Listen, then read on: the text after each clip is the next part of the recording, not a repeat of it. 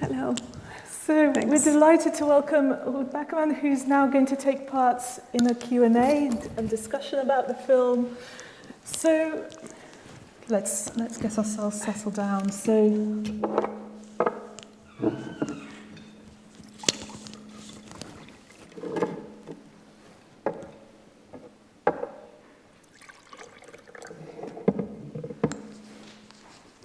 I think the end sequence will be uppermost in our minds at the moment. It's a really extraordinary sequence that you found there. It must have been a real eureka moment when I assume you found that in the Austrian State Broadcast Archive. No, I didn't. No? No, I didn't, because actually it's very interesting what I learned a lot about the archives. The Austrian TV archive only keeps footage they actually transmitted. Mm-hmm. So, as you can imagine, this was not transmitted. Mm-hmm. They wouldn't have kept it. So, one day someone who, there's an association of video people, they called me and they said, do you work on a film about Waldheim? We have something in our archive, in our shelves here. And actually that was a journalist who was present at the shooting and who didn't give the cassette back to the ORF, the Austrian television.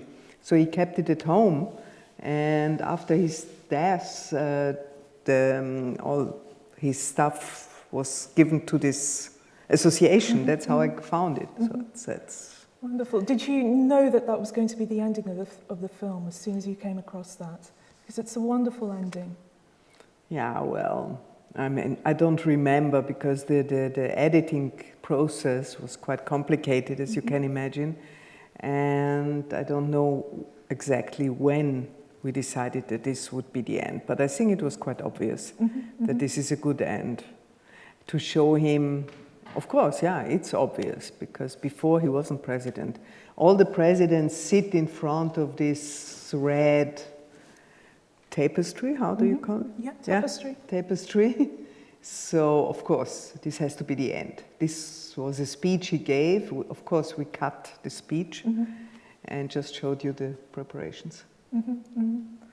Highlighting the importance of appearance for him above substance. Yeah, actually, I mean, if it wouldn't have been so funny to have this cleaning lady who cleans away the past, I wouldn't have shown it, because, I mean, everybody behaves funny before a TV speech or interview.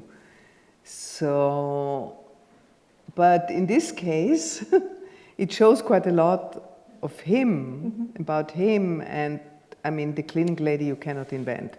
Absolutely. Dressed in yellow. So, yeah. Can you talk us through about how you came to make the film? You've called it your first commission film, in that it was requested by your son and his friends. Can you maybe say a little bit about that?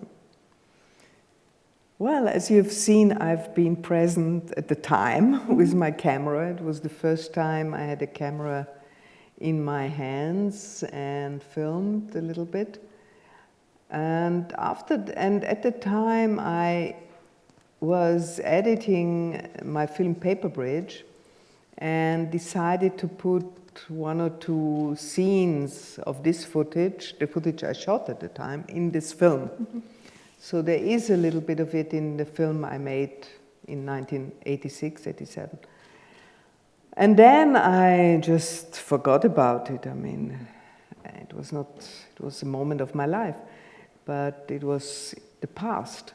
And I don't know why, but about 5 years ago, I watched the footage I had filmed at the time with my son, who was maybe 20, 21, and a friend of his, and they were so shocked. Much more than I was, because, I mean, I was used to this anti-Semitism in the streets and people shouting and so on, but the young generation isn't, fortunately. So they were shocked about that and asked many questions about Waldheim. And then my son said, make a film, that's such a good story. And they compared it to Nixon, who had to resign because he had lied. So, and in the beginning I said, no, I mean, I know everything about it. Why should I make a film? Because documentary filmmaking for me is also a kind of the pleasure of discovering and doing research and so on. But after a while I thought, well, I know what I've seen at the time, but I don't, it would be interesting to put it in an international context. And then I started to do research and go into international archives, and it became quite interesting to see how different, to juxtapose the different perspectives on the case.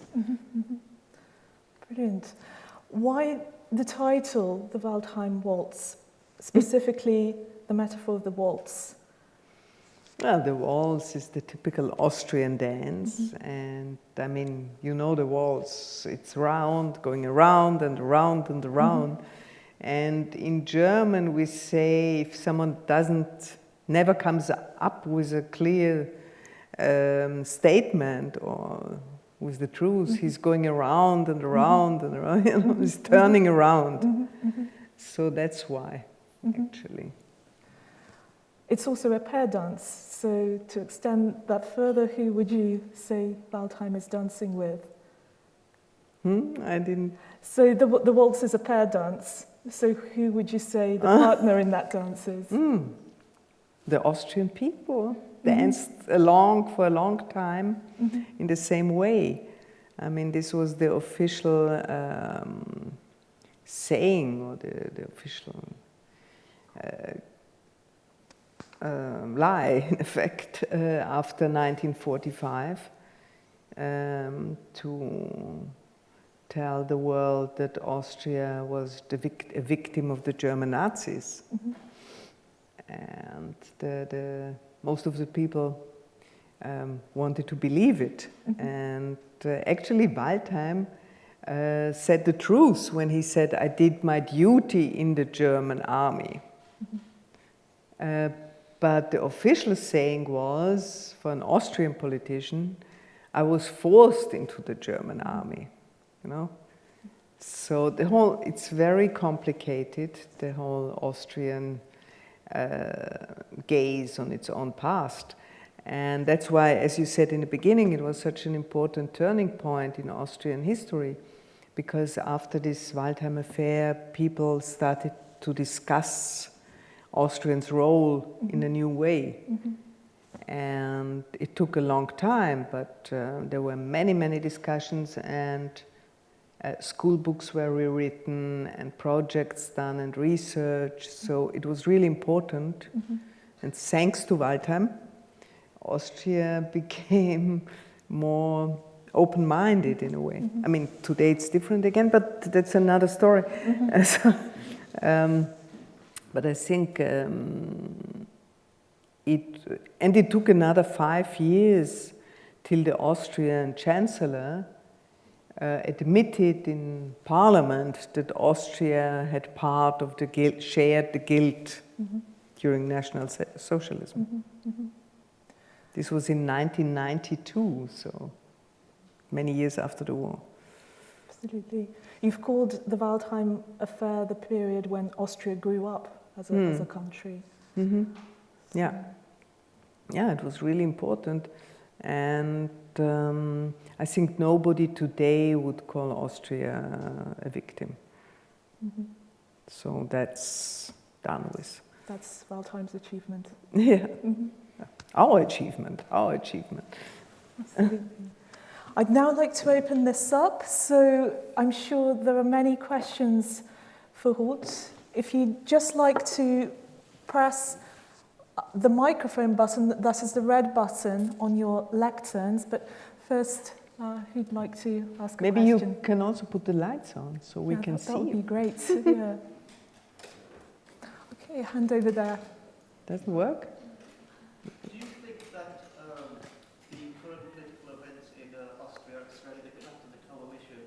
relevant to this film? I don't. What are your thoughts on that?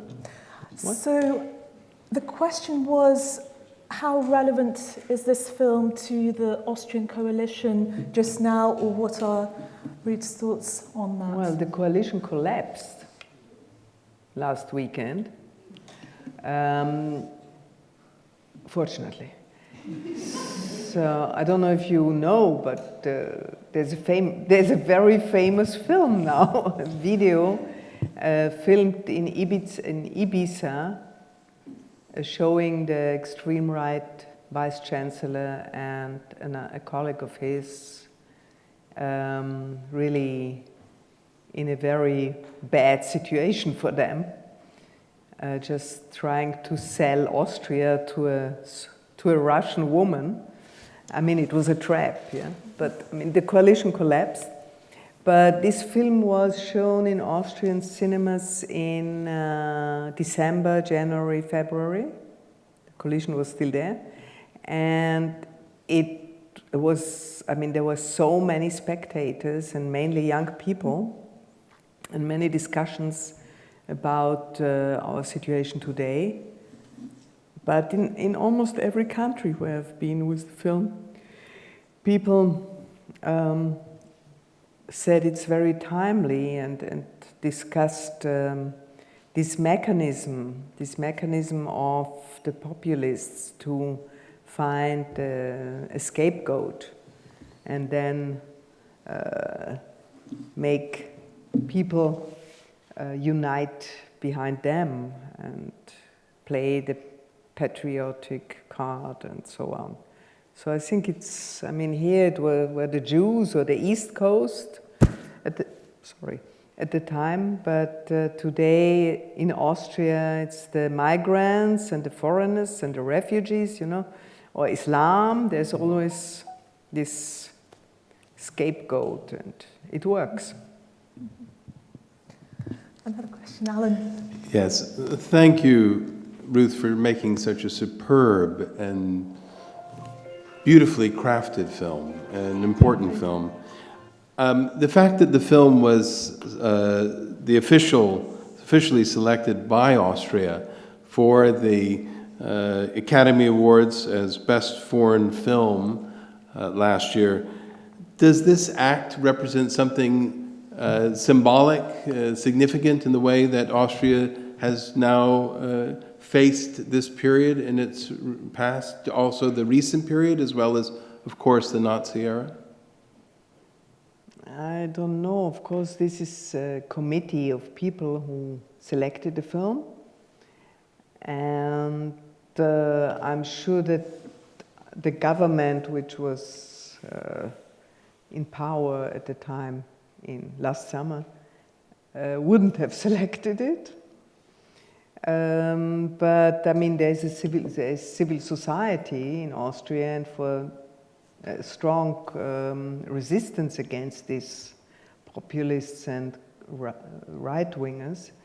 So I think for civil society it is quite important, was important, and as a symbolic act, yeah. But already before that, the film won this very big award in Berlin. Was quite important, and I hope it won the award because it's a good film, but of course it also won it because it was really timely in February 2018 with Trump and Orban and our government and so on. So it spoke to people very. Of course, you cannot plan that. When I started to work on the film, I mean, there was no Trump. So sometimes it's good for the film, it's bad for the world, that it has such a success to this. A hand over there. Mm-hmm. Yeah, I'd like to add Alan's comments that it was a really remarkable documentary, Ruth. Thank you very much. With the Red Army faction dominating the headlines in Germany in the 1970s, did you ever get a feeling or sense that the Austrian authorities were worried that the furor over Waldheim's past might have created something similar in Austria? I didn't know.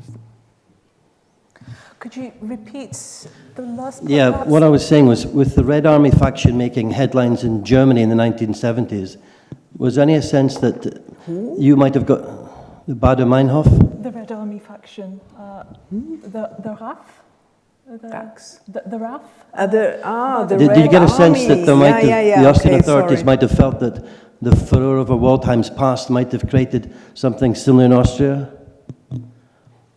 If there was a Red Army fraction in Austria? No, did you? Obviously, they were concerned about the activities of the left, because you can see in the film they were talking and arguing in the streets about it. But obviously, there's a generational thing too. Does that make sense? So, was there concern about Yes, the I'd like impact to. that Waldheim Yeah. might Obviously, have in Austria? they were looking at Waldheim's past, but obviously the left had been despised by a different generation, of course, according to your film. So. So the role of the left in protesting Yeah. Waldheim? Protecting Waldheim? Protesting. But the against left was Waldheim. attacking Waldheim and not protecting. Protesting, Yes, no, I sorry, understand protesting. that. Oh, it's okay. Don't worry. So that perhaps you could talk about the role of the left in the protest movement against Waldheim. Yeah, I mean, that was, as you've seen in the film, there was a small group in the beginning of intellectuals, artists. The group you saw in this cafe discussing our strategies. So only very slowly, I mean, all the generation of Waldheim, the people who have been in the war, who lived during the war, voted for Waldheim because they identified with him. And the Socialist Party didn't really stand up against him because they understood that anti-Semitism was so strong at the time that if they would stand up against this and against him, they would even lose more. So, I mean, it really worked to have this patriotic unity, we against America and the Jews and so on. Small Austria is attacked by the world, whatever. So only after his election, all those discussions I mentioned before really started. And I mean, our group became bigger and bigger.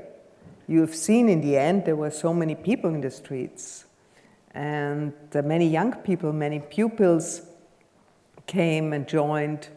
And after he was elected in many schools, they turned around. In every school class, we still have the picture of the president hanging, the photograph of the president. So they turned around the pictures. So, I mean, there was a lot of resistance. He was completely isolated in Austria and in Europe and the Western world. That's so different because at the time Austria was not part of the European Union, so it was isolated. I mean, today, unfortunately, Orban can do whatever he wants, and he's still a member of the European Union, and Italy, and so on. So at the time, everybody pointed a finger on Austria because it was easy to isolate it. And that's a disadvantage of being one Europe, what measures can you take against people like Orban or Salvini inside? Other questions? Hand over here. If you could just press the red button on your lectern. Oh, all right. You mentioned in the documentary that you are one of the first people to protest in Austrian TV. What do you think are the actions that led you and encouraged you to be there and in the protest? Sorry. So what motivated you to take part in the protest against Waldheim is what you're asking, right? Yes, because it was early on before the elections and yeah.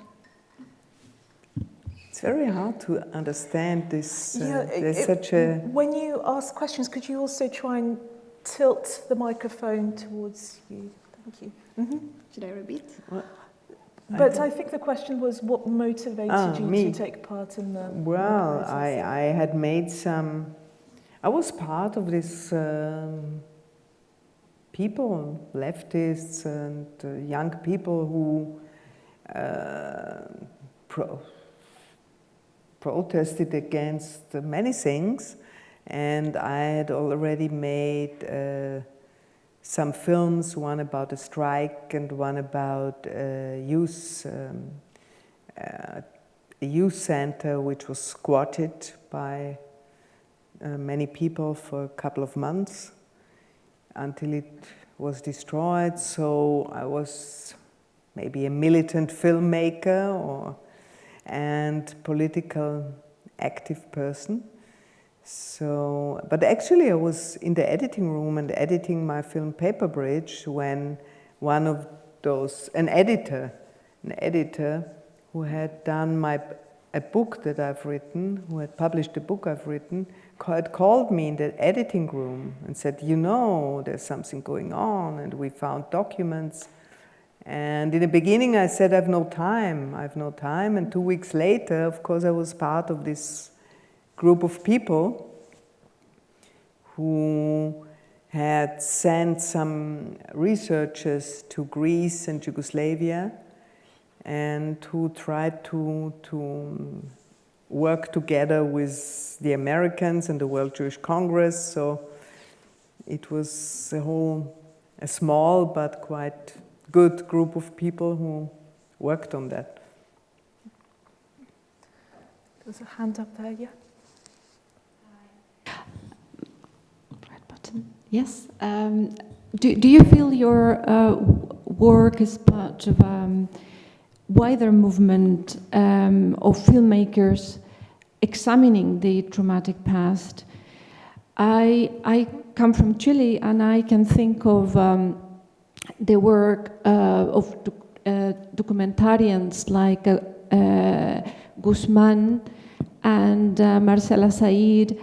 Or do you think Vienna is a specific case? I mean, Austria, sorry. So, Sorry, yes, I don't that's the understand. You didn't hear that well? Yeah, so Alejandra was asking, do you see Austria as a specific case, yes, or do you see... part of a wider movement Yeah. of filmmakers examining the traumatic past? Specific case in what? So do you see your films as part of a wider movement around the world of filmmakers examining a traumatic past? And she specifically gave the example of Chile. Sure, there are many, and I think it's that's to make political important films is one motivation for documentary filmmakers.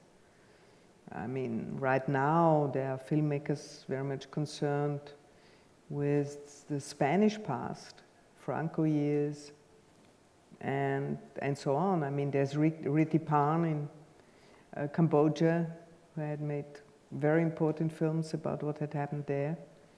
And I think film has a lot to do with memory and history, and that's one of the important themes of documentary filmmakers.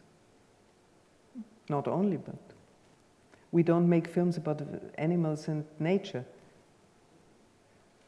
I mean, nothing against films about nature, but that's another field. But the films you see at so many festivals around the world are usually political and creative documentaries.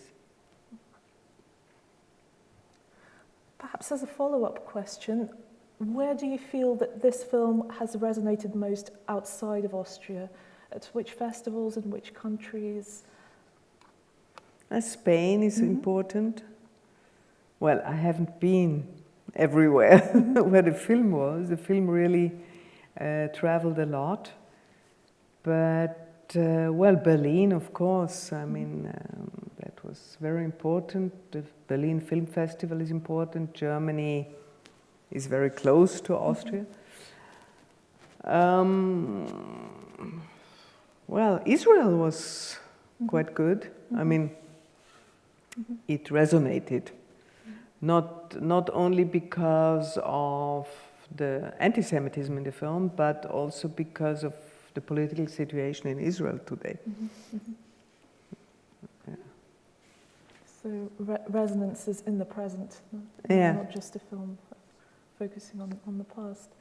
Other questions? Yeah, hand just here. Thank you very much for your documentary. I really enjoyed it. I'm going to be honest, I haven't heard much about the Waldheim affair. When I was in school, I am from Austria as well. We didn't really learn much about it. Anyway, I'm coming to my question now. I was actually quite struck by a comment made by the leader of the Austrian People's Party. He was saying there is no such thing as communal guilt. Do you believe that? Do you believe that as well? Or what do you believe? And if you agree with this existence or lack of existence of communal guilt, how should we work on this guilt? What actions could we perform to resolve the guilt? I think there is communal guilt in Germany and in Austria and so on, because I mean, almost all layers of society have been involved in what had happened. And of course, this man who is a supporter, Mr. Mock, who was a strongest supporter of Mr. Waldheim, tried every argument to defend him. So, but maybe I didn't understand your question. Maybe also, what could we do to work with our guilt? To what actions could we do? Are we doing enough to work with the actions of our past? Well, I think the new generations are not implied in this. What had happened? It's just important not to learn about it, but to analyze it and to draw your conclusions. But everybody has to do this work by himself. I mean, we can make films or write books or whatever, but we cannot do the thinking for the spectators.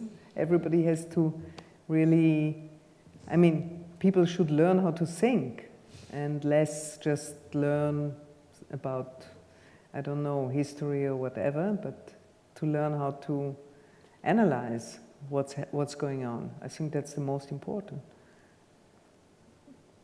There was a question from Martha over here. Well, my microphone's not working.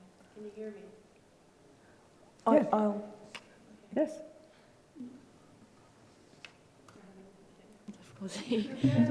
Oh no, there we go. Oh, okay. Hello. You must, as a documentary filmmaker, come across a lot of very interesting people. And from this time, is there a person or an instant that stands out to you as particularly poignant that you can remember, that struck you quite a lot when you were documenting these times? So who particularly stood out as she was making the film in terms of the interview partners that you had? Who particularly... In this film? There were no interviews. It was only archival footage in this film. I didn't make interviews. No, but when you were talking about having your handheld camera and at the time. You were coming across people at the time, without the film footage, was there things that you could remember that were particularly striking for you before rediscovering the footage? You mean when I was shooting at the time? Yeah. Well, it was not very pleasant to hear these people, as you can imagine. Yeah.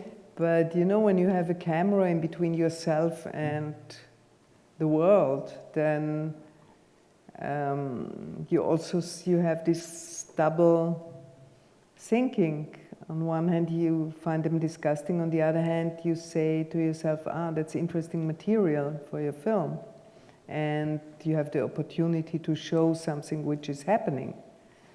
So the camera is a good tool to have more distance to the world. Of course, if I would have been there without the camera, either I would have discussed with these people or turn away. Probably the second. But yeah, with a camera it's different. Question over here.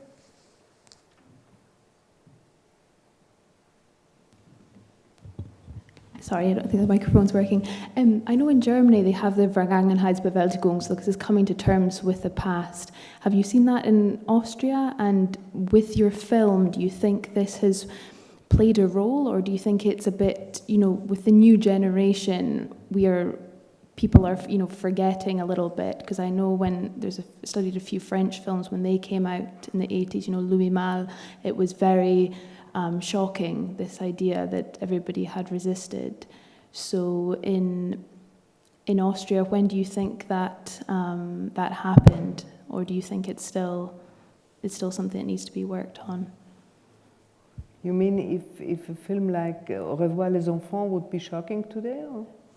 Yeah, like your film at the time now, have you felt any, negative feedback, or do you think... Negative feedback to the film? Yes, yeah, from, the right wing at all, or not really? Well, of course, the people who had supported Waldheim have their own stories. Mm-hmm. And it was interesting, we had there were some discussions organized after screenings, and they had invited twice someone who was in the election team of Mr. Waldheim. And it was really funny because one of them, someone asked why the yellow paper with the slogans, jetzt erst recht. Now more than ever. Yeah, and on yellow paper, which was associated with the Jewish star. So he said, we didn't want yellow paper, we wanted pink. And then when, in the election committee, we called the printers, and the printers said, we don't have yellow paper, we don't have pink paper, but we can offer yellow. So, they invented stories like that. I mean, everybody's sure that this was done on purpose. And they just tell their own stories. But for the general public, the resonance was very positive, also in the press. Yeah. Mm-hmm. Definitely. And here? Oh, okay. In your film, you had mentioned Shoah coming out the year before Waldheim was elected, and I wonder, as a documentary filmmaker, why you think he was still able to be elected even though this monumental documentary had just come out about the Holocaust? So the question was, in your documentary, you mentioned the fact that Shoah had come out, the film, just a year before, and why was Waldheim still able to be elected, was the question here. Mm-hmm. Well, the film Shoah was not seen by so many people at the time. Even today, not. I mean, it's a long film and not everybody's interested. But, I mean, I think it's interesting, and it's a good question, because it's interesting that the Holocaust, the Shoah, got only really into focus in the mid-80s. Before, there were many films and books about the National Socialism and the war, but more focusing on the resistance movement in different countries, and several other aspects. Also on the Jews, but not as much as beginning actually with this TV series, Holocaust. It was an American miniseries, quite strange series, but the title was Holocaust. Before the word was not even, didn't exist, and the word is problematic anyway. But before one spoke about the mass murder or mass destruction of European Jewry, which is much more correct actually. And so that's why I put this, I touched this theme in the film, because it was only in the mid-80s that it was a scandal when Reagan went to Bitburg and so on. So before just happened and was not so much in the foreground. Mm-hmm.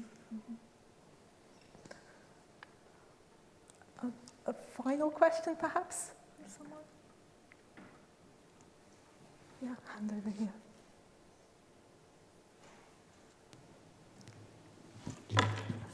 The film references courage and bravery in different ways. I want to ask, did you feel in danger? Did you feel you were being courageous in the 80s? And do you feel it's more dangerous now than it was then? You mean if I felt in danger when I was shooting or when I made the film? For your political views and being outspoken? No. Today it's more dangerous. And I think the situation today is much more dangerous. Because at the time we tried to come to terms with the past.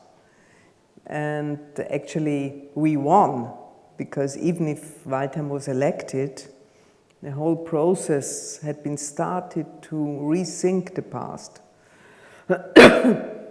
And today what these extreme right people want to do is take ideas of this past and implement them today.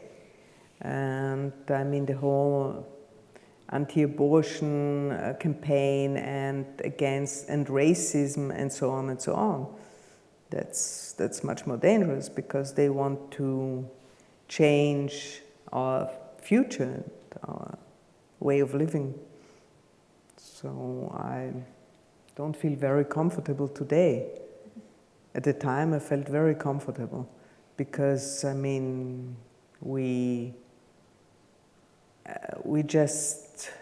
it was quite sure that we were the young people, you know, and we wanted to it was quite in the air that we would, our vision would prevail. Perhaps as a very final question, there are a lot of aspiring filmmakers here in the room who see you as a role model. What advice would you have for them? There were not many questions about filmmaking here. Perhaps they're a little bit too shy, but I know there are. I'd rather speak about filmmaking than about Austrian politics. So if you have any questions? Well, actually, maybe I speak a little bit about this film. I think it's important for documentary filmmaker, and I make films for cinema, not for TV, to think about the aesthetics of the film and the form of the film, and to make very strong decisions about the form. And with this film, it was clear for me from the beginning that I would not make interviews today. I mean, interviews with the people who have been involved. But the formal idea was to make a film entirely out of footage. So, and then I've seen an enormous amount of material. And during the editing process, at a certain point, I decided to concentrate on these 3 months of election campaign and to tick it down, which is a simple but effective narrative, I think, that you have this chronology. And at the same time, it permitted me to go into several subjects that were important, I think were important to explore. Because when you have a simple narrative, you can leave it and come back without explanation. So it sounds very simple now, but it took a long time. And you know, when you have a lot of material and you try different things in the editing room, then it's hard to throw away material and to concentrate on whatever you decided on. And I think that's very important, because in TV documentaries, usually they throw in everything. You have interviews today, you have archival footage, you have, I don't know, shots of the landscape. You know, it's like a Eintopf, a soup, you know, everything is there. And so I think it's really important, and it's also interesting for the public to confront the spectators with your formal idea. That makes the difference between a TV reportage and a film. Well, that was my speech as a filmmaker, so if you have more questions. I think we have to wrap up now. Is that the case? But there'll be opportunities also to come and speak to Ruth directly. You should be very happy to answer questions. Thank you, Katya, for bringing me. Thank you. For coming to Aberdeen, coming to the May Festival, and for participating so generously in this discussion right now. We have something for you just here, if I can grab it.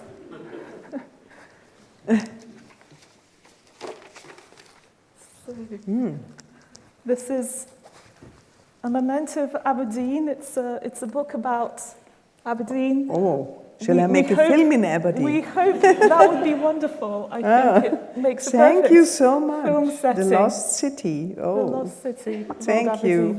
Thank you. So let's thank you.